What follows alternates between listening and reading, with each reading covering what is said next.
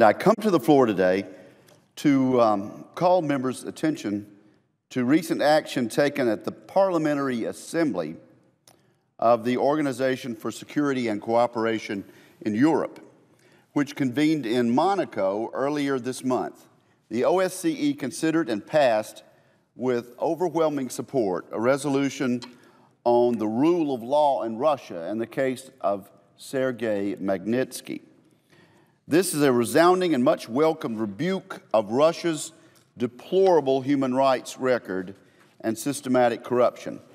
With the Magnitsky resolution, the OSCE, made up of 56 participating states spanning Europe, Central Asia, and North America, reaffirms the widespread call for justice and rule of law. The international group has sent a clear signal to human rights violators that they will be held accountable. The OSCE resolution supports government efforts to ban visas, freeze assets, and employ other financial sanctions against those connected to the illegal detention and tragic death of Sergei Magnitsky. The young lawyer was beaten and denied medical care in a Russian prison after uncovering a vast conspiracy by Russian officials involving $230 million in tax fraud. Sergei Magnitsky died as a result of this treatment, and no one has ever been held responsible for his death.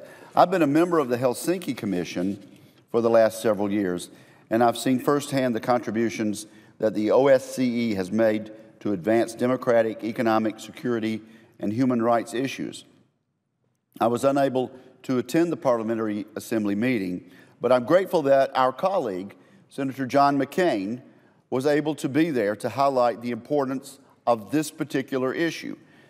The Magnitsky case is just one example of the gross human rights abuses and official impunity in Russia.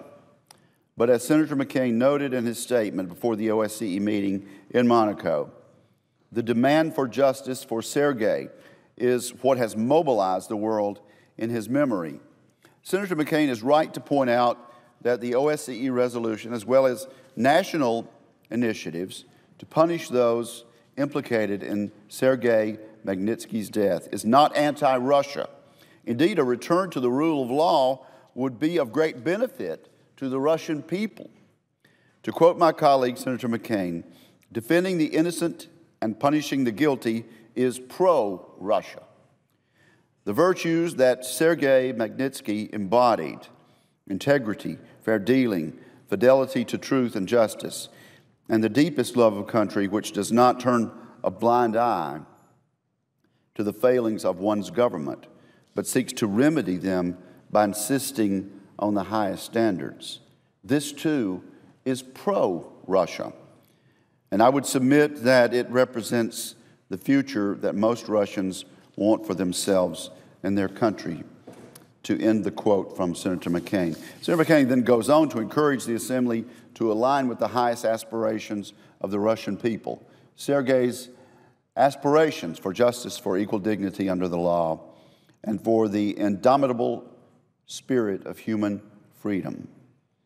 Like the OSCE, members of this Senate will also have an opportunity to lend our voices to the call for justice and accountability. The Sergei Magnitsky Rule of Law Accountability Act would impose travel and financial sanctions on those associated with human rights crimes. I urge my colleagues to support this bill and to uphold this country's commitment to the protection of human rights. I salute the leadership of my colleague and friend, Senator Ben Cardin of Maryland, for his leadership in this regard, and I'm pleased to note that the Magnitsky Act was included during consideration of extending normal trade relations to Russia in yesterday's Senate Finance Committee markup. We're making great progress on this issue, and I look forward to a vote here on the Senate floor, Madam President.